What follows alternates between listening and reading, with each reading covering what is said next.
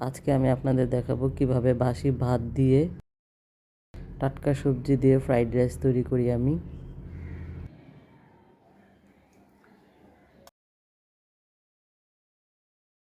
আসসালামু আলাইকুম সবাই। যেহেতু এখন শীতের দিন, আগের দিনের ভাত থাকলে নষ্ট হয় না। আপনারা সেই ভাতগুলো না ফেলে কাজে লাগাতে পারেন।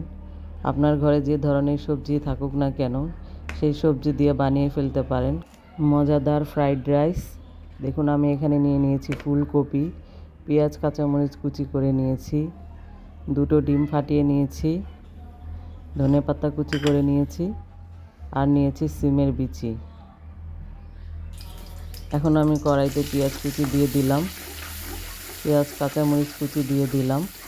পেঁয়াজটা একটু ভাজা ভাজা করে ডিমগুলো দিয়ে দিব। ডিম দিয়ে দিলাম আমি। এখন ডিমটা ভাজা ভাজা করার পালা। ডিমটা নেড়ে চেড়ে খুব ভালোভাবে ভাজা ভাজা করে নেব। দেখুন, প্রায় হয়ে গেছে। এখন আমি দিয়ে দিব সিমের বিচি।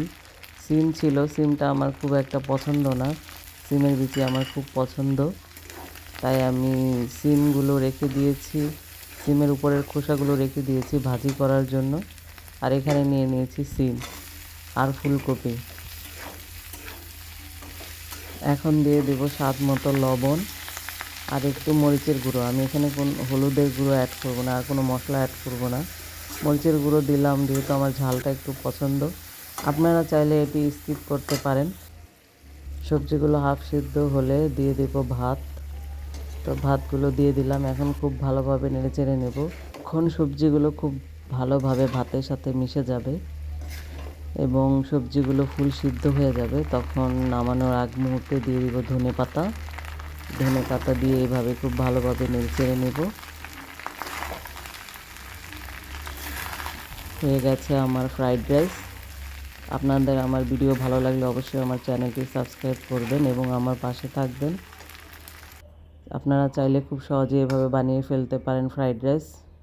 আমার কাছে এই খাবারটা বিরিয়ানির থেকে অনেক বেশি ভালো লাগে। আমি কোনো রেস্টুরেন্টে গেলেও ফ্রাইড রাইস অর্ডার করি, কারণ ফ্রাইড রাইসটা আমার খুব পছন্দ। আল্লাহ হাফেজ, ভালো থাকবেন সবাই।